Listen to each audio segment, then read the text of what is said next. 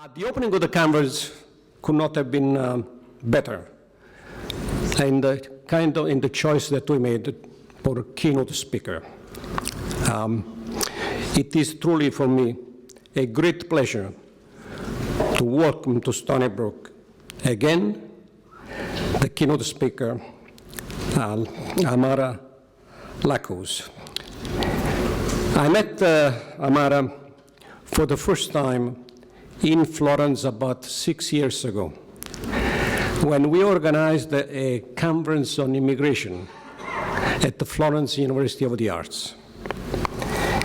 It was one of those meetings, one of those encounters that you feel working a certain chemistry, binding chemistry, and we right away, we glowed. And we have become, if I may say this, great friends. Since then, he has come to Stony Brook. He has spoken to my class, to my students in HUI 239, and then he has come 3 additional times. Already came over here in September with the presentation of the book. Amara was born in 1970 in Algeria. The 6th of 9 children. You beat us. We're 8, but I'm the 2nd. After finishing school, he decided to study at the Faculty of Philosophy in Algiers. He went on to work for an Algerian radio, where, like many of his colleagues, he had to put up with repeated threats. In 1995, with a manuscript in his luggage, he moved to Rome. In Rome, he enrolled in the Department of Cultural Anthropology, and he received a degree from the University of Rome. Let me say this, that he represents a difference in the group of writers to Europe from Africa. Many of them moved and are moving from colonial countries to Europe. And they move to the countries with which they are connected. Amara went from Algeria to Italy, and therefore he has created a narrative that is unique. His narrative reflects, in many ways, Italy that changes. An Italy seen through the eyes and the soul of a Mediterranean on the move. The manuscript, which he had written in Arabic when he was 23, was published 4 years later in a bilingual edition, from Le Cimici e il Pirata to The Bog and the Pirate. His second book was published in Italy in 2006, Scontro di civiltà per un ascensore a Piazza Vittorio, with English translation and very successful here in America with the title of Clash of Civilization over an elevator in Piazza Vittoria. I know that we don't have time, Amara, but let me tell just my students. Piazza Vittoria is very close to Termini Station, the main railway station in Rome. It's, in fact, when you take subways, stop after. And when you come out from the subway, you think that you're in a different world, right? And it's one part of the assignment for my students, to take the subway and say, go up. And they come up and they try to report, certainly, because it's really a big revelation of what happened over there. And he lived in Piazza Vittorio for about, I think, 4 years now. He looks for the theme of identity in a multicultural environment. Now, what is also relevant is the mixture, how he has been able to, with his knowledge of Arabic, certainly his first language, to enrich the Italian language with expressions, imageries, terms, and certainly this is something quite new in Italian literature. He says, I Arabize the Italian and Italianize the Arabic. Now, in 2006, he won the Premio Flaiano, and so many prizes afterwards. Just once mention another 3 books and then I close. Divorce, Islamic Style in 2012. Dispute over a very Italian piglet, 2014. All these books have been, as you can see, translated in English, and I suggest to my students to take a pick, and you can write a report on this. He's a prolific writer who has enriched world literature from a Mediterranean perspective.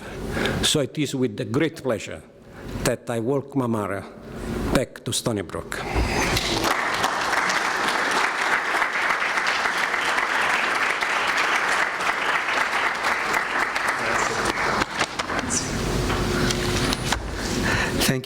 Thank you so much. I am honored to be the Keynote speaker.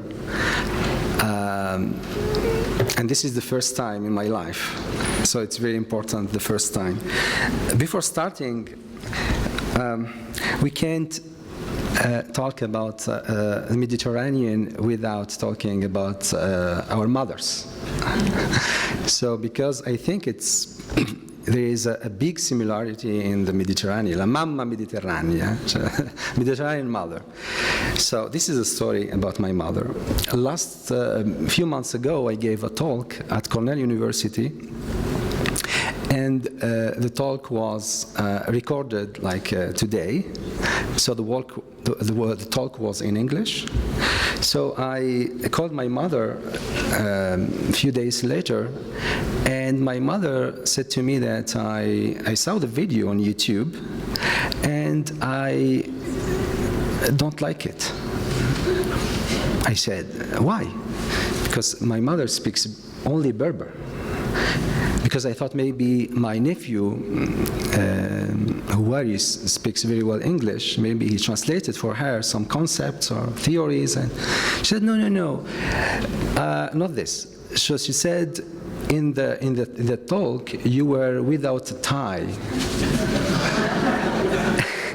And it's true. It was true. It was true. So she said, without tie, remember, son, without tie, people will not listen to you and will not respect you. So today, I decided to follow the recommendation of my mother.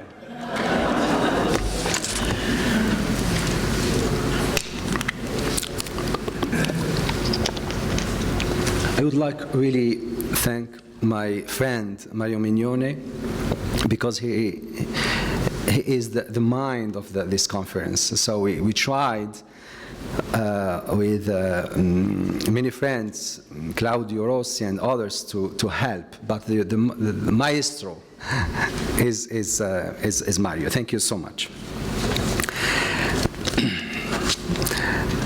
The Mediterranean has literally shaped my life.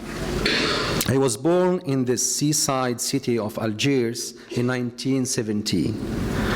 And for the next 25 years, I looked out daily at that majestic span of water from our family's house in the city. I grew up dreaming of becoming a pirate or a sailor. I was so imbued with the Mediterranean that in 1999 and 93, I wrote my first novel about pirates, the sea, and freedom. So I called it, actually in the Italian version, because the novel was published in 2011, so I chose this title, a very little, a very small pirate, un pirata piccolo piccolo. That's the title in Italian. I was proud to be Mediterranean. Today, I have to confess, I am no longer proud. I feel shame. The Mediterranean has become a place of death and violence, in short, an open cemetery. Perhaps it is time to think more deeply about the Mediterranean and address it for the role it is playing in the world. Perhaps we need a new non-conformist narrative of the Mediterranean. The Harraga, the people who cross the Mediterranean daily at the risk of death, offers us an original perspective on that great sea. A well-known expression of the Algerian Harraga is al-hout wal ad-doud, or better to be eaten by fish than by worms and tombs. In other words, better to die on the Mediterranean than inside Algeria. I'm going to talk about Algeria, but I'm sure that there is no substantial difference between, the south of the Mediterranean. There is no substantial difference between Algeria, Morocco, Tunisia, especially about young people. And actually, I had the big opportunity to live with Tunisians, Moroccans, Egyptians, and in Italy for many years. And in my novels, there are many characters: Egyptians, Tunisians, Moroccans. In my novel, Dispute Over a Very Italian Piglet, published in English in 2014, the main character, Enzo, an Italian, describes his Moroccan friend, Samir, or Sam, as someone who began dreaming of Europe as a child. Europe was so close to his hometown in northern Morocco, just a few minutes across the Strait of Gibraltar, 14 kilometers away. Sam believed that on the other side in the sea, all the children were blonde and blue-eyed with straight hair, and that their parents showered them with chocolate and candy and gifts. Unlike his parents, who always had trouble making ends meet. Sam felt the world was unjust and wondered why he hadn't been brought into the world 14 kilometers to the north.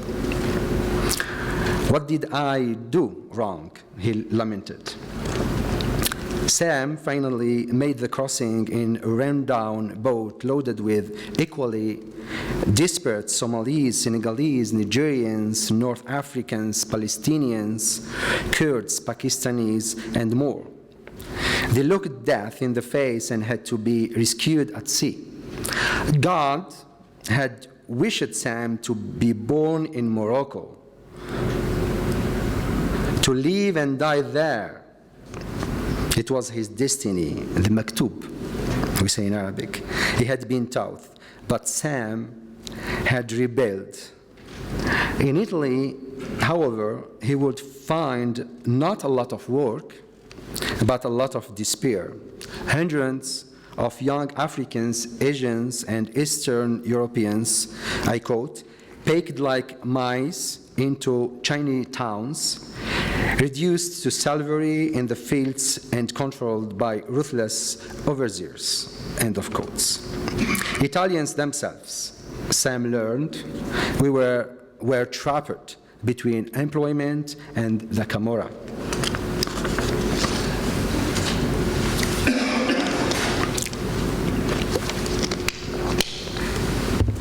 The phenomena of the Harraga goes back at least to the time when Tariq ibn Ziyad commanded the forces that attacked the Spanish mainland in 1700. Gibraltar in Arabic, Jebel Tariq.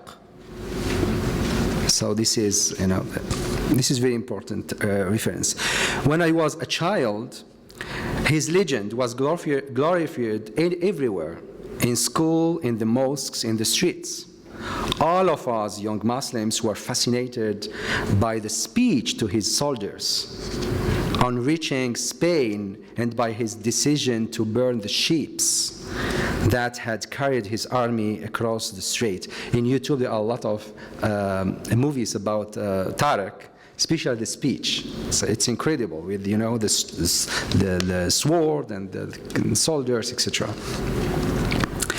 It is generally acknowledged that both the speech and the cheap burning are myths, historical mistruths, because Tarak was Berber, so the speech is in very poetic Arabic. And in general, the speeches about, in that situations are full of references to Quran and Hadith, the recommendations of the Prophet. So in the speech of Tarak, there is no mention of Quran, so it's not true. But people believe in this speech. However, there are highly motivational passages, and the effect on us as youngsters is easy to imagine. I will quote a few lines from that famous speech to give you the flavor. It will be great to study this speech. It's really interesting. So this is just a very small, very short passage. "Oh, my warriors," Tarak says, "whatever would you flee? Behind you is the sea, before you the enemy. البحر أمامكم والعدو خلفكم وراءكم.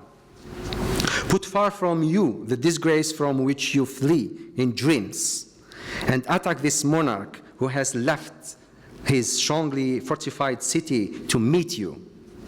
Here is a splendid opportunity to defeat him, if you will consent to expose yourself freely to death. Do not imagine that your fate can be separated from mine, and rest assured that if you fall, I shall perish with you or avenge you." And here, this is a very interesting passage. "You have heard that in this country there are a large number of ravishingly beautiful Greek maidens. Their graceful forms are draped in sumptuous groves on which gleam pearls, coral, and purest gold, and they live in the palaces of royal kings." It's very interesting. It's really interesting. It's like paradise.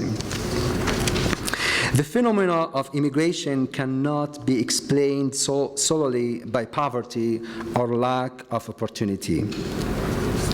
The Harraga suffer from a mix of sociological, historical, political, and personal factors. One of the essential explanations for the Harraga's flight is what the Algerian specialist Susan Ruta, is my friend, she's an American friend. She published 5 years ago a wonderful novel called To Algeria with Love. And the novel was translated into Italian by Einaudi, La Repubblica di Wali. It's an incredible story. So Susan lived in France, in Paris in the 50s, and she met a lot of Algerians, and she felt love in Algeria, and she read all the books about Algeria. She never went to Algeria, but she knows incredible things about Algeria, incredible things. So rightly pinpoints as Hogra. Hogra is, so we are talking about Harraga and Hogra. Hogra is Horgra. As Hogra or contempt. This is very Algerian word. So Algerians invented two words, Harraga and Hogra. It's incredible, two words, and there is no other words in Arabic language. It's a really Algerian production. It's really incredible.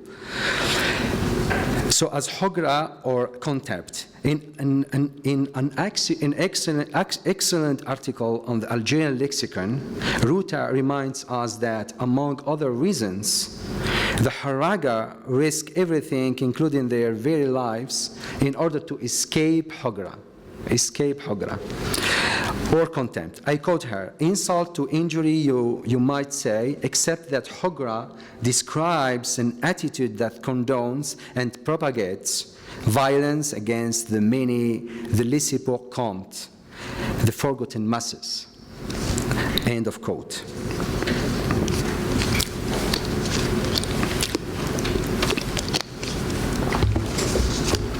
In 1989, I enrolled in the Faculty of Philosophy at the University of Algiers. I wanted to start thinking for myself, to think with my head. The answers that my society provided for me were not convincing. I needed to develop my personal vision of the world. I had to confront a very contradictory reality. We had a religion in crisis, a political crisis, a society in crisis, and family code that severely penalized women. From this confrontation, my novel, A Small Pirate, was born. In 1993, terrorism was making its arrogant entrance in Algeria, becoming a part of our daily lives. Nothing good was in the wind. The military, through the imposition of a state of emergency, intervened to save democracy. But in reality, they were saving their personal interests. It's the same scenario today in Egypt. It's identical. But in Algeria, we lived this in the 80s. Fundamentalists, self-invented in a mission of so-called salvation, attempt to establish a Taliban-style theocracy on the shores of the Mediterranean. It's the same situation today in Libya, for example. Every passing day left death and blood in the streets, pessimism and defeatism in the heart. All that was necessary was a bit of lucidity to realize that we were in the middle of civil war and that the worst was yet to come. The former freedom fighters from the War for Independence had taken possession of the revolution that had driven out the French colonial regime. Fundamentalists, in turn, had taken possession of Islam and considered all those who disagreed as disbelievers to be fought against. And actually, this is the main idea in my thesis. So in Italy, I did a PhD about Muslim immigrants in Italy, and my conclusion is that we can't reform Islam in Muslim world. Because we have two powers. We have dictatorships in one hand and fundamentalists in the other hand, and I think they play in the same game. They are in the same game, so we can't reform Islam, and I'm so convinced about this. And in West, in Europe, there is a possibility to reform Islam. This is, I think, the only possibility that we have.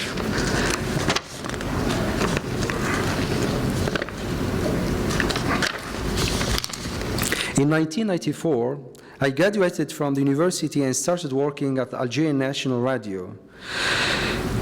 So Mario mentioned this, it's okay. So in 1999, I spent all my savings to print the manuscript, publishing in both Arabic and Italian, the Very Small Pirate. I saw it as a moral obligation to my friends who had been murdered, who had been sacrificed on their altar of inhuman folly. The basic idea, this is very important, the basic idea of that novel was suggested to my younger brother, Hamid, a young genius gifted with the ability to read reality in simple yet profound way. Hamid often asks me peculiar, curious questions. One day, we were in the beginning of the 90s. One day, he looked at me and declared, "Whoever's born on February 29th lives time in a really strange way.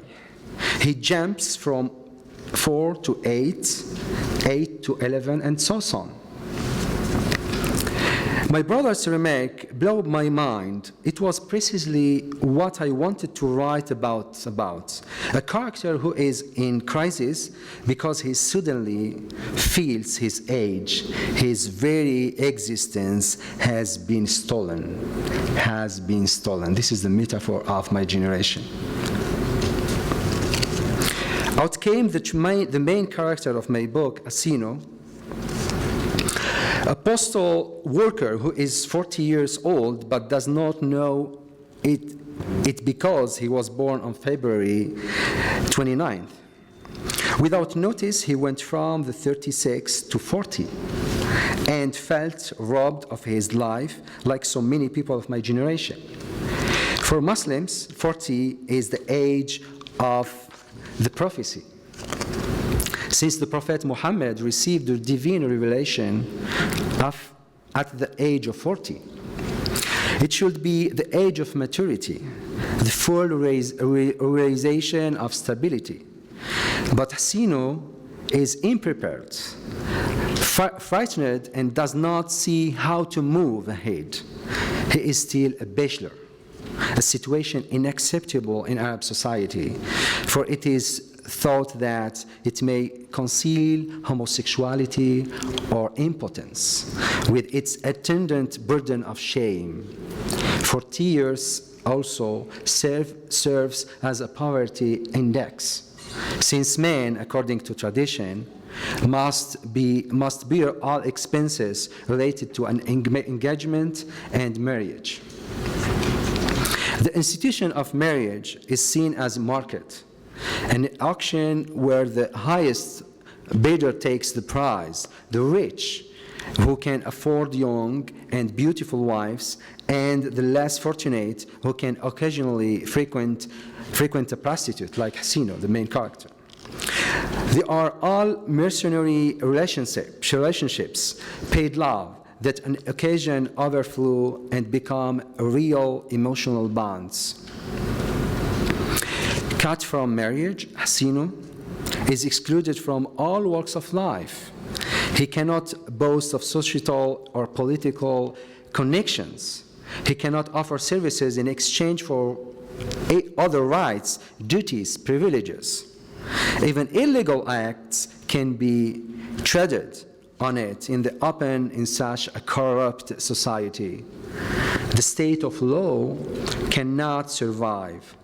Dictatorships are not born out of nothing. They are the result of favorable contexts. In Arab society, Hasino's category of men has greatly enlarged. A super rich oligarchy has formed, be the relatives of the president, his ministers, the other powers that be, while the majority of population, like Hasino, is isolated, lacking in support and stability. He lives with the fear of being fired from his job, kicked out of the whole of a house in which he survives.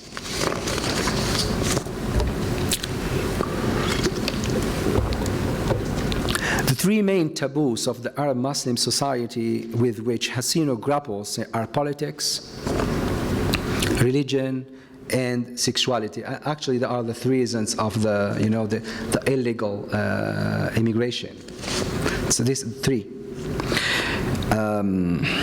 Here we have the portrait of an entire generation and a country. Algeria, a country that somehow anticipated the marasma of the Arab world today. Religion, and we are very lucky actually as Algerian, because if the civil war was in the 90s, we were in very trouble. It's like Libya today. We were isolated, and it was actually a good opportunity for us, but we paid a high price, a very high price.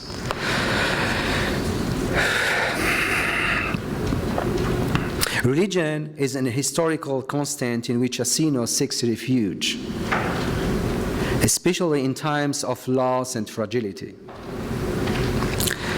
One wonders why Arabs are so overtly, sometimes obsessively marked by religion, or at least by its more formal aspects. We might look for the explanation in the nature of dictatorial power. Perhaps a lighter dictatorship would lead to a lighter weight of religion.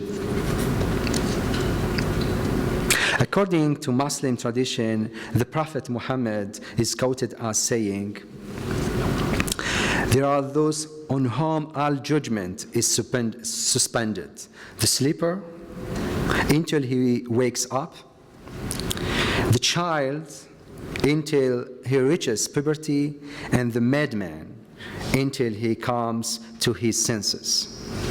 Asino, the main character, incapable of dealing with the reality of the country where corruption and repression reign free, wears all three of those masks. The three conditions in which no human being may be liable to judgment or punishment. In that, the conditions of problem, of freedom, of choice, and decision are absent. Sleep, being an escape from reality, nothing is risked. It allows one to hide away. The condition of the child is that of happiness and innocence. That of madman is a condition of elusive freedom. They pay a high price since they are ignored and ridiculed.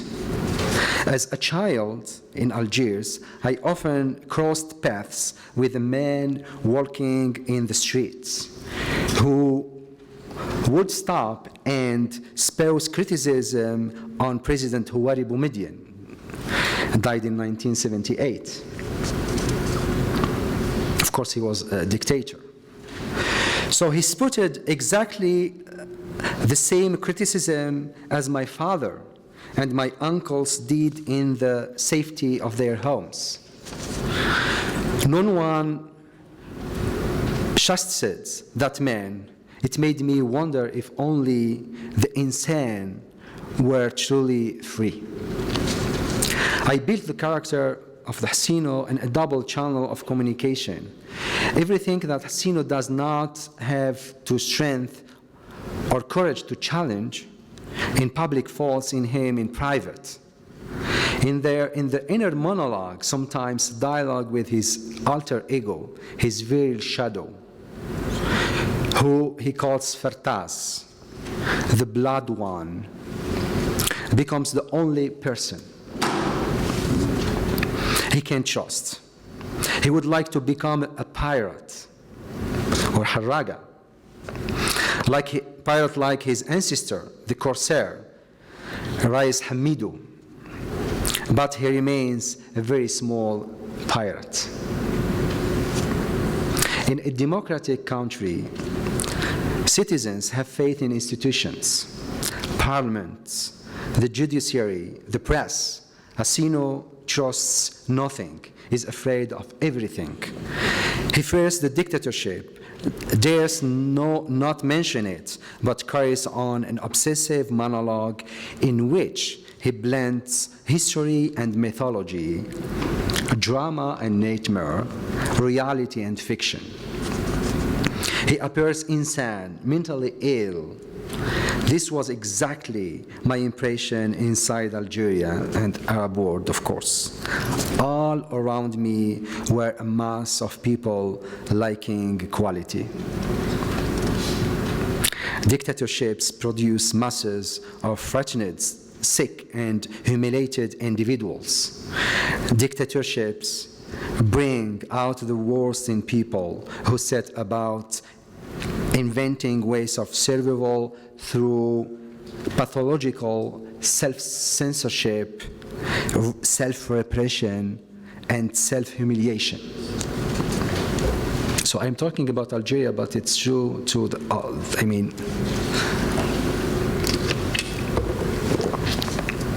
an Algerian joke. I'm fascinated by jokes, especially Algerian jokes. But my wife Stephanie is American, and she hates my jokes. It's Algerian. She said very masculinist, and she is very feminist. So no jokes. So just this joke, Algerian joke, but is not against women. An Algerian joke from the mid of the 80s comes to mind. Humor, this is interesting, humor is the release valve under dictatorship. There are a lot of, jokes under dictatorships. And I read once that the Egyptian president, the previous Egyptian president, Anwar Sadat, assassinated in 1982, used to listen to the Egyptian joke in the morning before reading newspapers, because joke, especially in dictatorship, is a good source to understand the humor, the mood of the people. It's interesting. So. Former Algerian President Chadli Ben Jadid passed away, I think, 2 years ago, is enraged. He convokes the General Secretary of the sole political party, the FLN, and shows him the foreigner newspapers, Figaro, Le Monde, the New Yorker Times, The Guardian. All of them speak ill of him, calling him a ruthless dictator who oppresses his people and staffless dissident. At the same time, in Tunisia, and it happened actually in the middle, I think in 1984, there were big protests in Tunisia. So at the same time in Tunisia, people are taking to the streets in protests. Chadli considers that the fact that no one in Algeria is taking to the street to express dissent against him, against his regime, puts him in a bad light. So he decided to silence the foreign press by inciting popular uprisings. The FLN General Secretary advises him to do as Tunisian did, raise the price of bread. It happened in Tunisia, actually. So he does so, but there is no reaction. He raises it a second time. Still no one takes to the streets. The foreigner press continues to speak ill of him. So the president cannot bear to be the president of nation of courts. So he summons the people to Martyrs Square. This is the largest square in Algiers. There he insults the crowd and declares that the Algerian people do not deserve a president like him. This is disrespect. He takes the decision to hang everyone, no exceptions. At that point, off in the distance, a hand goes up. The president, pleased that someone has the courage to speak up, invites the citizen to come to the stage. So the president urges him to talk. So the man asks for a simple explanation. Since everyone will be hanged, will the president provide the rope for the noose, or will the each have to bring their own? This joke captured the state of resignation besetting the Algerian people at the time. So I grew up under dictatorship. I can say honestly, I prefer that dictatorship in Algeria in the 70s. We had one newspaper, one channel TV, and the censorship was very clear. The game was very clear. Instead, today in Egypt, for example, we have dictatorship, democracy dictatorship. So we have, many channels, we have fake freedom, but in reality is a dictatorship. I prefer that dictatorship. In October 1988, young Algerians took the streets and destroyed the emblems of the state's ministries, party headquarters, and police stations. Within no time, the state killed the revolt with mass arrests and torture. The army fired on demonstrators, bringing about an irreparable rift. Faced with a popular uprising, the nomenclatura decided to institute a semblance of democratic reform, without, however, solving the basic problem of the country: corruption, nepotism, the concentration of the wealth. To this day, Algeria remains a rich country with a poor population. A rich country with a poor population. In 1992, 4 years later, civil war broke out. In 7 years, more than 150,000 people died. The question remains, who killed those people and why?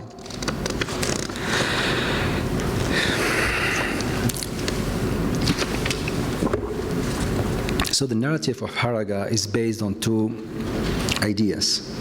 In one hand, is based on the contempt, hugra. I try to describe, the atmosphere. Because Harraga, or illegal immigrants, are not are the result of the situation. Of this situation. I mean, they need freedom and bread. Not just bread, but freedom and bread. So this is in the south of Mediterranean. Now, I'm going to talk about the north, because I spent half of my life in Algeria and almost 19 years 50 years in Italy. So half of my life in Algeria and half my life in Italy. So I'm a good observer. So now I'm going to talk about the north of the Mediterranean. So about hypocrisy, actually. So hypocrisy. So to quote the Italian writer Leonardo Sciascia, quote, "Ours is a country without memory and truth. For this reason I don't want to forget. Il nostro è un paese senza memoria e verità, e per questo non voglio dimenticare." So like Sciascia, I want to remember. So I escaped from Algeria to Italy in 1999, and I lived as a refugee for 9 years. So in my novel, Divorce Islamic Style, published in 2010, in Arabic and in Italian, I narrate the story of Giuseppe Garibaldi's sojourn in Tunisia, the hero of the two wars, because he was leader of of unification in Italy and in Brazil. So for this reason we called him l'eroe di due mondi. So Garibaldi arrived in Tunisia in 1848. In 1844, in 1834, to escape death sentence for insurrection pronounced by a court in Genoa. He spent a year in Tunisia capital under the assumed name of Giuseppe Pane, and worked for the Bey of Tunis. He later moved to Brazil, where he supported the independence movement against the Portuguese and Spanish. In 1859, he returned to Tunis, but the authorities denied him enter following an intervention by the French consul. I think of Garibaldi and the hundreds of Mazzinians, Giuseppe Mazzini, political opponents in Tunisia, who enjoyed the protection of the Bey of Tunis at a time when a death sentence was hanging over Garibaldi's head. No one ever thought of giving the refugees up to Savoy. In contrast, in February 2003, a team of CIA agents in Milan seized in broad daily light Imam Abu Omar, a 40-year-old Egyptian who had been living in Italy since 1999 with political refugee status. He had been suspected of ties with international terrorists because of his militancy in the Egyptian organization called Jama'ah al-Islamiyya, Islamic group, and his participation in the war in the former Yugoslavia and on the side of the Bosnian Muslims. Abu Omar was delivered to the American military base in Aviano and subjected to torture and interrogation. The following day, he was secretly flown to Egypt, to the abominable Torah prison in Egypt, where he spent 14 months of incarceration and more torture. Abu Omar's wife reported his disappearance to the Italian police, but no trace of him was found. Finally, in April 2004, the Egyptian authorities released him, and Abu Omar repaired with his wife and friends from Milan. Italian judges who had begun intercepting his phone calls opened an investigation, and the case of Abu Omar burst into the public domain.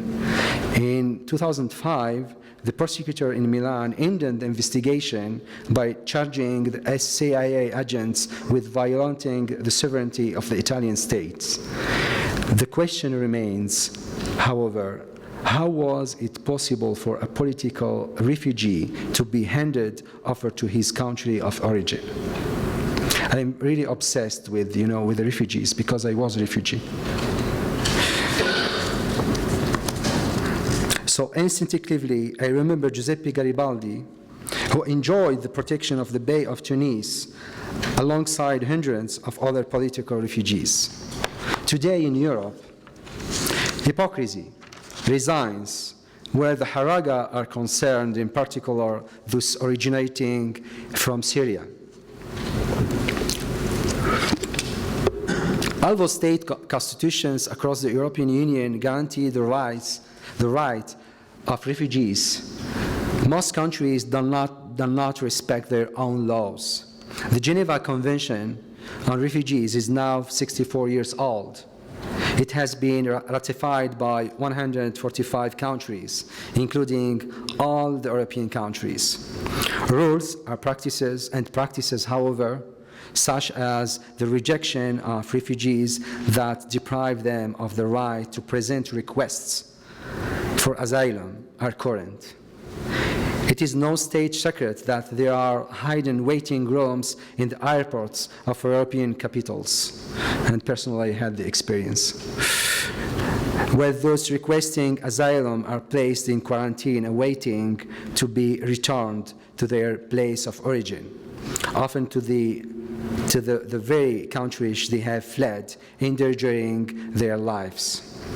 Violations do not only concern the international convention, but the Europeans, the EU's various constitutions. Article 10 of the Italian Constitution, for example, states that a foreigner prevented in his own country from exercising the democratic freedoms guaranteed by the Italian Constitution has the right to asylum in the territories in the Republic in compliance with conditions established by law.